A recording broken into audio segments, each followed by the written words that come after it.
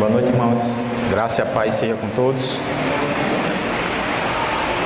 Hoje é o nosso quinto e último encontro desta série, em que estamos abordando o livro das Crônicas. E como estamos abordando o livro das Crônicas, eu peço para os irmãos abrirem em Jeremias capítulo 36.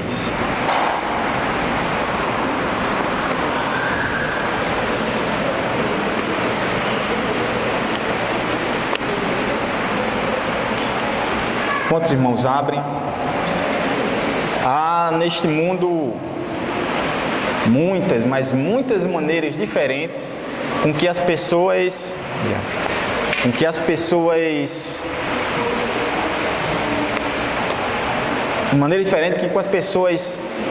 se posicionam ante a Bíblia. Posições que as pessoas têm sobre do que se trata, sobre a veracidade, sobre, afinal de contas, qual a natureza desse livro. E uns são tão céticos ou são tão inimigos, talvez, do cristianismo, que desprezam esse livro totalmente. Outros, por não acreditar em Deus ou não acreditar na própria religião, também desprezam. Alguns consideram o livro ainda meramente de histórias, talvez não muito críveis, quem sabe cheio de alterações feitas por pessoas que viveram depois, mentindo, quem sabe, por exemplo, sobre as questões sobre Jesus fez milagres. Pessoas que viveram depois de Jesus, seus discípulos, teriam acrescido esses milagres, essas questões, algumas palavras que ele nunca disse e que eles na verdade acresceram. Essa é a posição de muita gente. Alguns acreditam que é um livro que é até importante para uma questão moral, ética, mas que não passa disso. Outros dizem ainda que, como todos os outros, não é a palavra de Deus, mas que é um instrumento que Deus também pode usar à medida que alguém vem e prega a partir do texto. Deus, usando essa palavra, torna ela uma palavra de Deus naquele momento, mas que ela na verdade não é. E tem um certo grupo que diz: essa palavra foi escrita por homens, na sua cultura, na sua língua, no seu estilo, a partir do seu conhecimento de mundo, mas escreveram essas verdades inspiradas por Deus. Então existem muitas maneiras de você se posicionar ante ela. E alguns anos atrás, poucos anos, acho que 2 anos, 3 anos atrás, tive uma pessoa que é superior hierárquica minha e que nós trabalhamos juntos acho, mais de 1 ano. Vez ou outra nós conversávamos alguma coisa, eu sempre, como de costume, dizia: como sei que ele não crê na Bíblia como palavra de Deus, sempre eu dizia: é interessante, sobre isso a Bíblia tem a dizer tal coisa. E ele sempre aceitou, sempre concordou. E de alguma forma nesse período, pelo menos eu mostrei para ele que o que a Bíblia diz, sim, tem validade, que no mínimo vale a pena ler, para a gente discutir o que é que tem lá dentro. Mas eu lembro que certa vez estávamos, um amigo meu evangélico, que também trabalhamos junto nessa época, os dois e mais ele na sala dele, e eu não lembro por onde começou, eu acho que foi sobre a questão de Jesus e os milagres dele. E meu amigo, ele sendo reticente, de que não acredita nessas coisas, o meu amigo citou o fato de lá atrás, muito antes de Jesus, um homem havia morrido e na hora de ser enterrado, vinham os inimigos lá de Israel e eles jogaram o corpo em cima dos ossos de um profeta que havia morrido. E esse homem de repente reviveu. Ele disse: mas isso é muito explicável. Afinal de contas, quantas pessoas foram enterradas vivas, né? Quando ele caiu nos ossos, despertou daquele coma ou daquele sono, tudo bem. Aí meu amigo foi e disse: também conta a história de que um homem já estava morto há 4 dias e que já estava tão morto que a própria irmã disse: não abra não, que já está cheirando mal. E Jesus foi lá e reviveu. Ele disse: isso foi inventado. E ele mesmo disse a conclusão dele: é porque eu não acredito mesmo. Então tanto faz se o homem morreu naquele dia ou 4 dias depois, ele não vai acreditar, porque ele não acredita mesmo. Não adianta insistir. Só o Espírito de Deus pode convencê-lo do contrário, mas ninguém. E eu vou ler aqui e vou clicar no link e vou me transportar para o texto que vocês estão. Crônicas, 2 Crônicas 36, não precisa abrir nesse momento, mas nós vamos voltar para um texto anterior a esse daqui a pouco. Capítulo 36 de 2 Crônicas, versículo 5, diz assim: Jeoaquim tinha 25 anos de idade quando começou a reinar, e reinou 11 anos em Jerusalém. Ele fez o que o Senhor, o seu Deus, reprova. Nós já percorremos aqui a história de homens como Joás, Manassés, nós percorremos algumas histórias e vimos lá, desde Salomão, a ideia do livro, e eu não quero voltar aqui novamente a ela, mas apenas dizer o seguinte: depois dele narrar a história de tantos reis, estes que a gente já viu e tantos outros, este homem não tem muito mais a dizer. Ele não precisa gastar muito tempo para descrever quem foi Jeoaquim.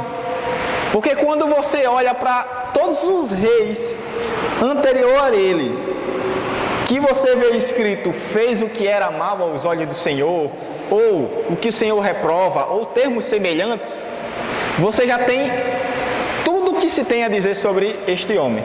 Então a única coisa que ele tem a dizer, ele foi mais um rei que fez o que Deus reprova. Você imaginou Deus ter a dizer de nós apenas uma coisa: você fez o que eu reprovo. Isso é a única coisa que Deus precisa dizer para a gente. E sabe que muita gente vai receber apenas isso.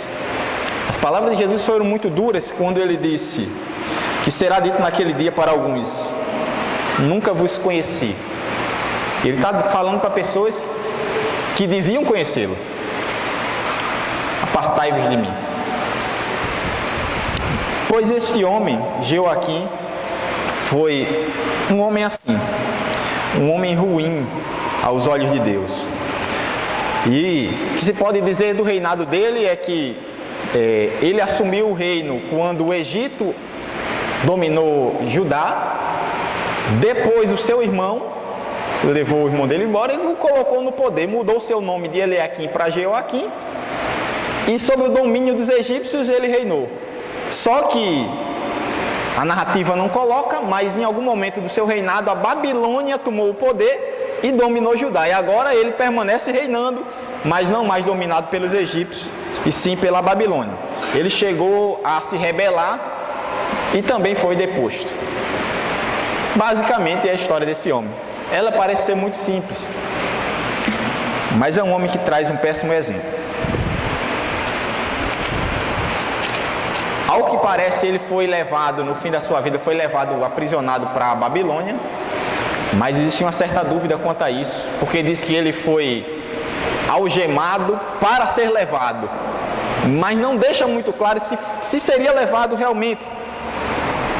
Que em Jeremias 22, 18 ao 19, Jeremias fala uma palavra contra esse mesmo rei, que diz o seguinte, Jeremias 22, versículo 18 a 19, que ninguém ia lamentar a morte dele, ninguém ia chorar quando ele morresse. E diz, ele terá o enterro de um jumento. Me desculpe, mas quando eu li esse texto, a primeira vez, a segunda e a terceira vez, eu continuei rindo. Porque Deus dizer por meio do seu profeta, se prepare, você é um rei, mas você vai ser enterrado como se fosse um jumento. Vai ser arrastado e vai ser lançado fora das portas de Jerusalém. Essa é a prédica da morte desse homem. Nada de bom se pode dizer dele. Agora eu quero saber o porquê.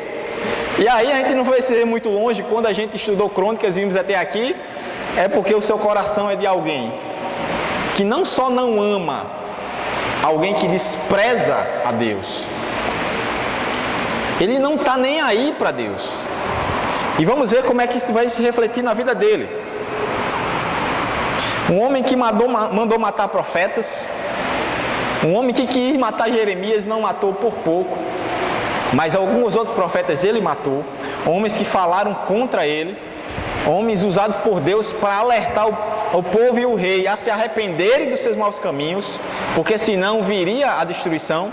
E que homens que não quiseram ouvir. E então está aqui nesse texto, Jeremias 36, Deus diz a Jeremias que está preso: Jeremias, escreva num livro todas as palavras que eu já disse a você para profetizar. E ele chamou o escrivão Baruque, começou a narrar para Baruque, e Baruque foi escrevendo. E disse a Baruque: Baruque, vá no templo e leia todas essas palavras para o povo. Para você saber que as palavras são essas, basta ler Jeremias. E você vai ver que todas as palavras de Jeremias não são palavras bonitinhas e adoçadas. São palavras duras para um povo que estava com seu coração distante de Deus, em malignidade, não só adorando a outros deuses, mas promovendo injustiça no reino. Os pobres estavam sendo oprimidos. Então a falta de amor a Deus e de temor se traduzia também nas questões sociais, econômicas e políticas e também religiosas. E nós vemos então que Baruque foi num dia onde havia sido conclamado um jejum. Jejum fala de contrição, de arrependimento, de sofrimento do coração. Principalmente no Antigo Testamento tem essa conotação. Quando o povo está beirando a morte, que vem a destruição, eles jejuam. É mais uma mostra externa do sofrimento interno do seu coração. Mas o interessante é que quando Baruque começou a falar essas palavras de arrependam-se, vocês estão no caminho errado, o Senhor vai trazer destruição para vocês. Eles deveriam demonstrar que o jejum deles era verdadeiro e que havia um arrependimento no seu coração. Mas aquele jejum não passava de mentira, talvez de um ato religioso, como muitos de jejuns que são feitos hoje em dia, ou com segundas intenções apenas. E então alguém vai lá no ouvido dos líderes e diz: olha as palavras que Baruque está falando lá, e eles conclamam então este homem que vai até lá. E quando ele chega lá e diz: leia essas palavras para mim.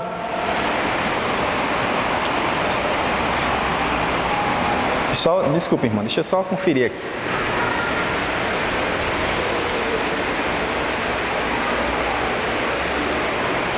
Ok, desculpa. Querendo muito interromper. Chato demais.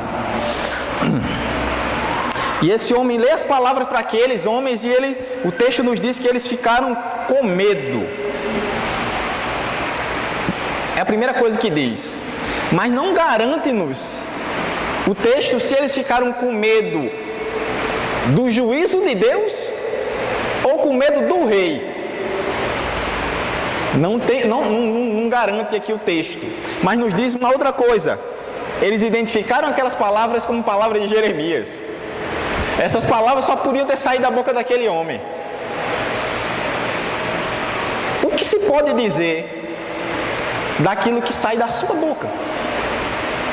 Se a gente chamasse aqui esposa, filhos, amigos da escola, do trabalho, vizinhos, e eles com sinceridade fossem indagados e perguntados aqui: me diga que palavras fulana gosta de falar, diz aqui, que tipo de